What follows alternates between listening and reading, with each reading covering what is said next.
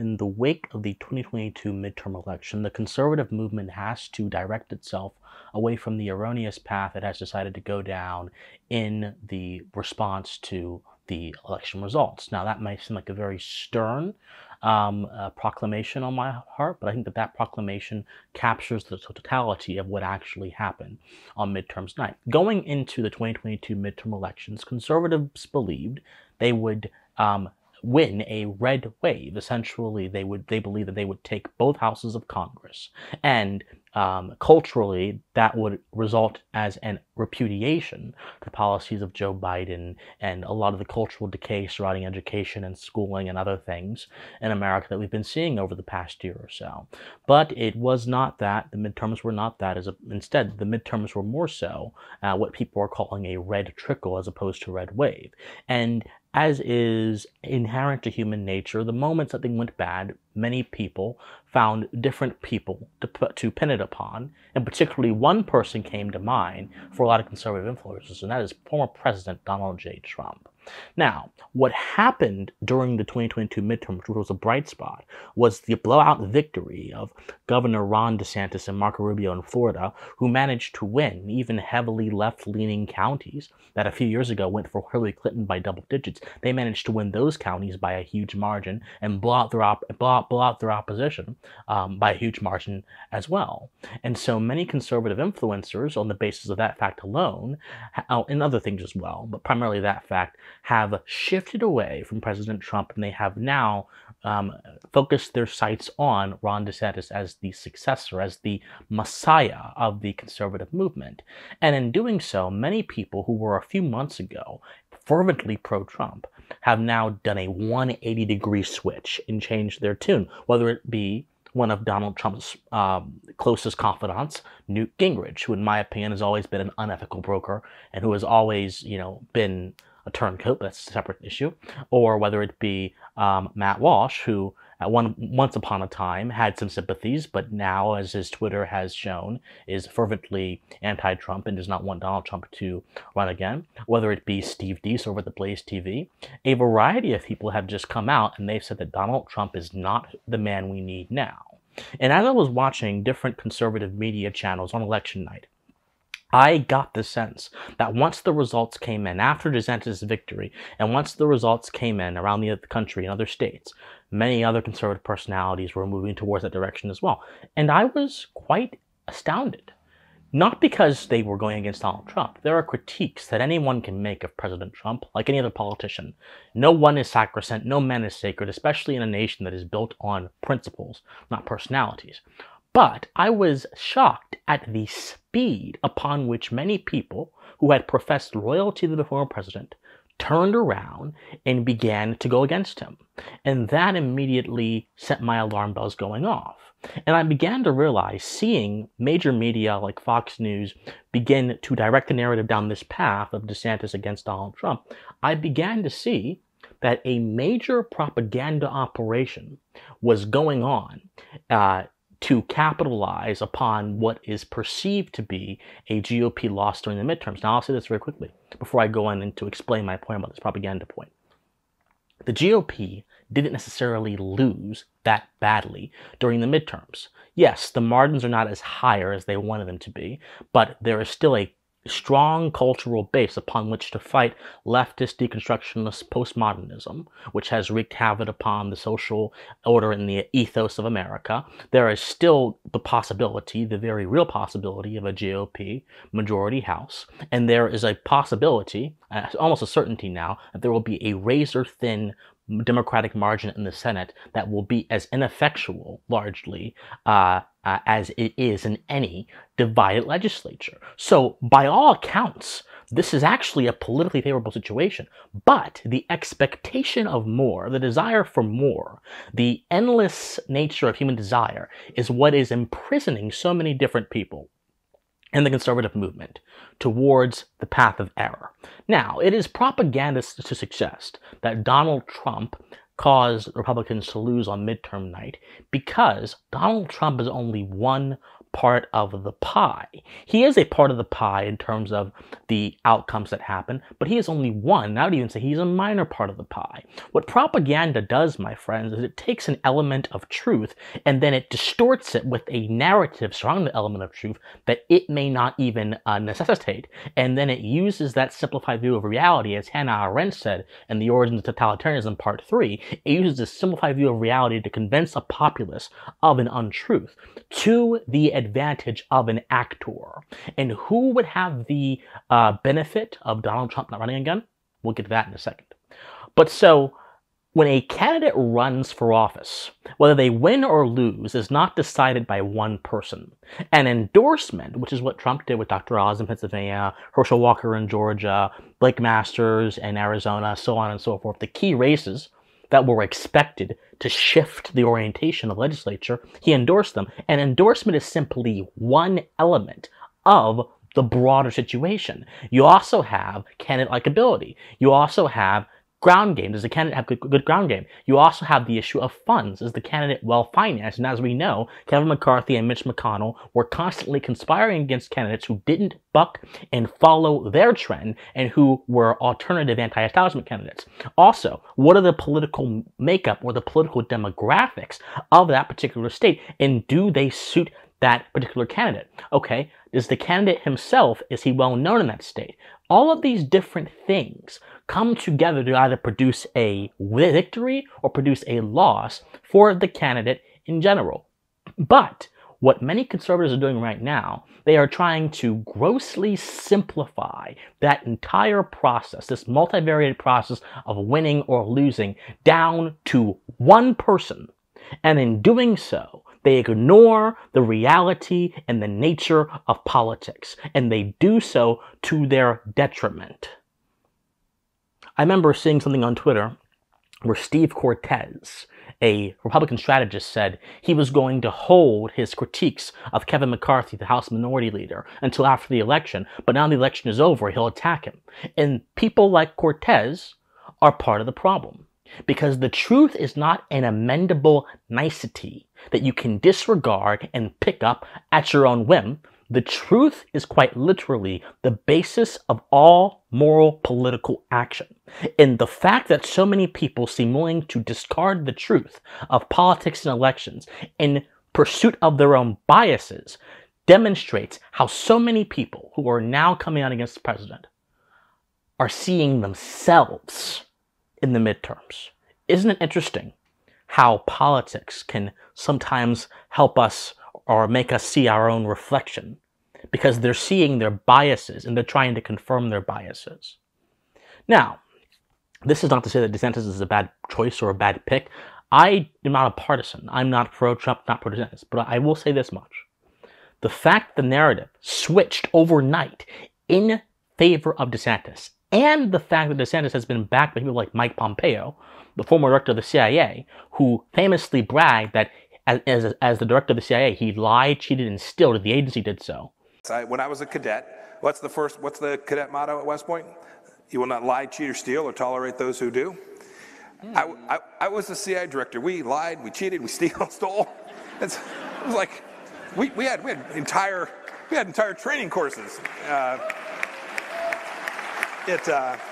That should raise bells. And I'll make it very clear. Governor DeSantis has been a friend of this program.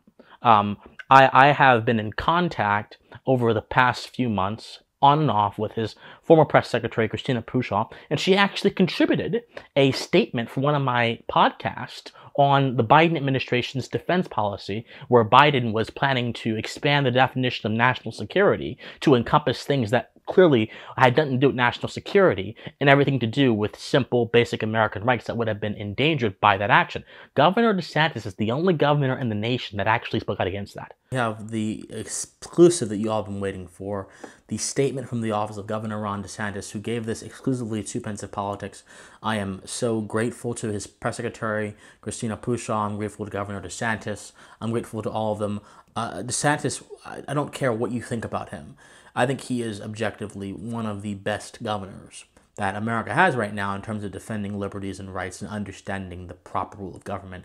And I really believe that if it was a DeSantis national security strategy, this entire deal would look different. Statement says this, it begins. Rights are God-given, and in our Constitution, the states are the primary vehicles to protect people's rights and freedoms. So this is not me attacking Ron DeSantis. This is me saying the fact that the narrative has shifted benefits someone.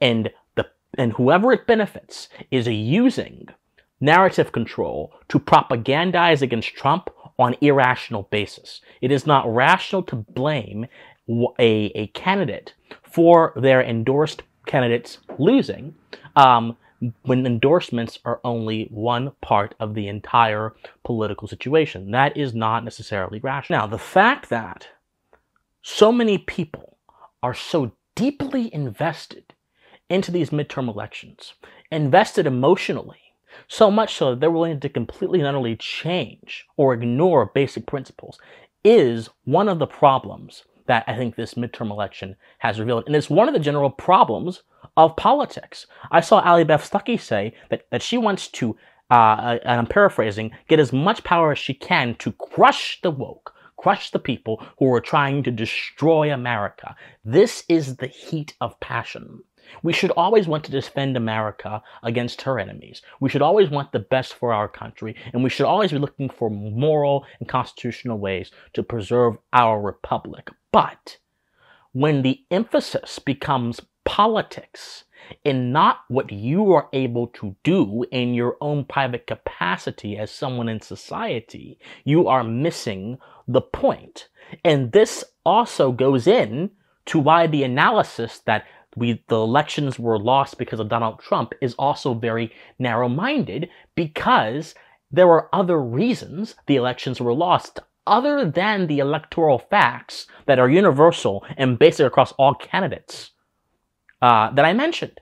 The fact that the youth vote was up second highest it has been in the past 3 decades, and that youth vote went 28 points towards the Democrats. Also, the fact that Black and Latino youth voters especially went towards the Democrats, and those are the same demographics that managed to deliver victories for Senator Raphael Warnock back a few years ago, and they also managed to deliver the dead heat that we now see in Georgia. And yet so many people want to ignore that fact and blame the fact that the elections were lost on the former president. And let's not even forget the various mail-in ballot issues that have been happening across key battleground states, such as in Arizona and in Pennsylvania, where the Oz campaign, or rather the Fetterman campaign, sued the state to allow undated electoral ballots to be submitted. Undated meaning that the verification problem with them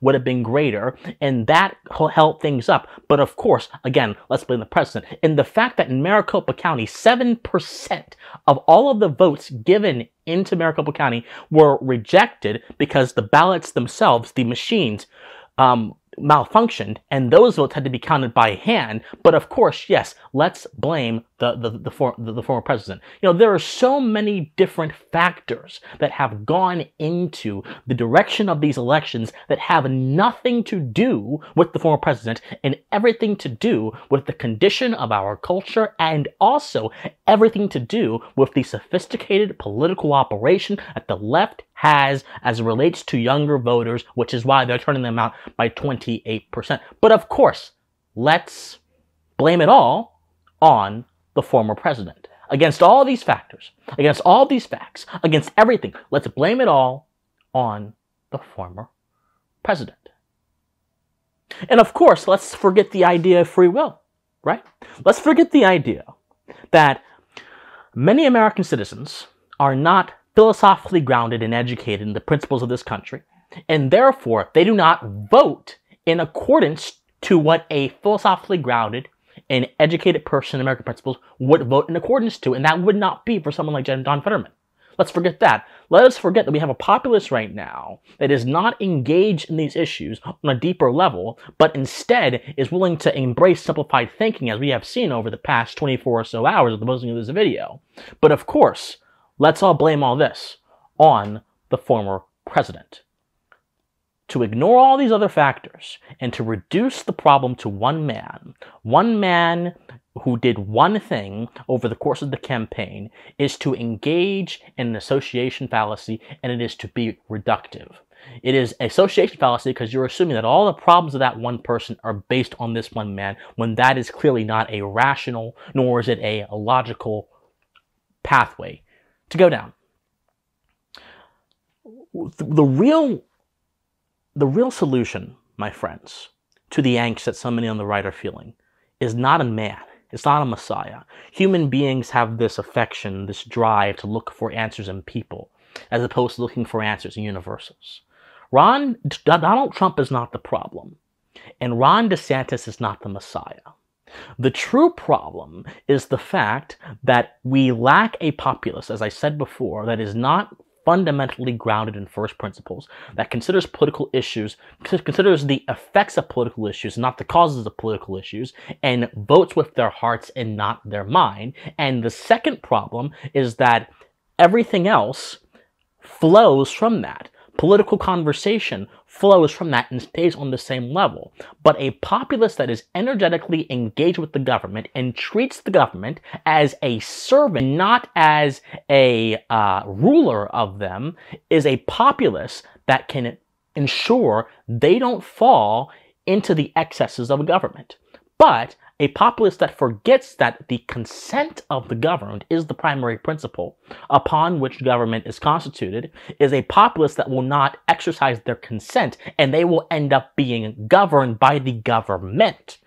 Again, these basic concepts and ideas which make our republic possible are all cast to the wayside. We would much rather talk about polling strategy, much rather talk about electoral strategy, or future political leaders, or people. We don't want to talk about the core facts on the ground. That's the real problem. If more and more Americans looked back at first principles, if more and more Americans understood the significance of the cultural issues happening in America, whether it be the annihilation of womanhood, whether it be the fluidity of gender being accepted as an axiom in American institutions, whether it be the constant crises at the border, whether it be the economic suffocation that American citizens and Western citizens are experiencing at the hands of Joe Biden, whether it be, I can keep going on and on and on. If people understood what was happening and they demanded more from the government, we wouldn't even know the midterm elections were happening. We wouldn't even know the midterm elections were a thing. You know why? Because government would behave differently. But now that government has gotten so large, it has spent it beyond its limits in such a broad way, people begin treating the current condition of government as if it is the necessary condition of government. And this is one of the reasons why I find President Trump, or at least President Trump's emphasis on going against the administrative state so refreshing, because he implicitly recognized the importance of a government formed by the people. Now, he didn't always execute it in the correct way. He didn't always carry it out in the smartest way. He didn't always do things that many people agreed with or whatever, but he was someone willing to shake up and challenge the status quo. And before you support anyone else, you have to ask yourself, how committed are they to shaking up the status quo? How committed are they to actually restoring our republic? If we keep basing certain candidates and their viability on the basis of electability, you're going to get nothing more than someone who looks good and sounds good, but on the inside may not be good whatsoever. It is very important not to fall prey to propaganda operations. It is very important not to fall prey to sudden narrative shifts. You should critically analyze and evaluate everything that you hear and you see and everything that is being told to you by those who have the power to direct the narrative on a mass scale. There are two levels of the political world. There is the grassroots, which all of you are a part of, I believe. The grassroots at the very base who are core and true to their ideas, who do the activism, who talk on Twitter, who do the discourse. Then there is the established order at the very top. And the established order oftentimes has very different opinions than the grassroots. You can see evidence of this everywhere. You can see evidence of this, for example, in the Democratic Party's constant push against Bernie Sanders during the 2016 presidential election. You can see evidence of this in the Republican Party's constant push against Ron Paul in the 2012 presidential election, or the 2011 Republican primary. You can see evidence of this in the constant push that Donald Trump faced when he first ran, and the push that he's facing right now from people trying to flip the narrative and skew it in the direction of course, Ron DeSantis. Again, this is not a value judgment against DeSantis. This is an acknowledgement of an informational warfare battle that is happening right now. And all of you must be aware of it. Remember first principles. Do not be loyal to a specific person or a specific party. Understand the various causes of what happened on the 2022 midterm elections that are not as simple as, oh, it's this one guy over here. If you do all these things, I believe that the conservative movement can capitalize on what it already has going for it. And perhaps it can really be a force for pushing America, or pushing the government back to its proper place. As Richard Price, the great classical liberal theorist, said, making the government a creature of the people, subordinate to their desires and their aims, and not the other way around. But so long as one person becomes the object of distaste and disaffection, anger and criticism of many people in the conservative movement, or the influencers, and there is not a serious reckoning with the actual facts at hand, the conservative movement will continue in error. And it'll continue to search for messiahs that may not be messiahs or whatever. And the emphasis will not be on principle. It'll be on expediency. It'll be on strategy. It'll be on these things which should be second to knowing who you are. Principle, my friends, is not merely something that you believe. It's knowing who you are at your fundamental core.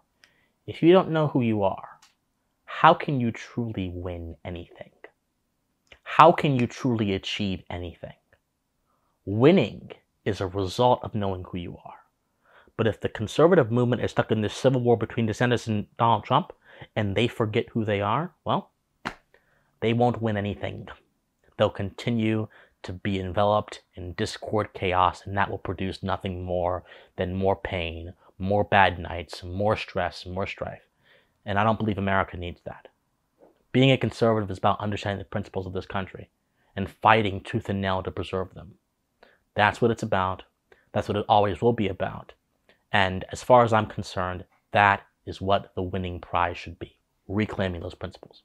My friends, if you love me, please be sure to like this video, subscribe to this channel, share this video, comment on this video. Please be sure to buy some of my merch from my store, which you can find at christianjwatson.com. Please be sure also to engage with me. Let me know how you think I did. I love you guys so much, and please stay pensive. Bye-bye.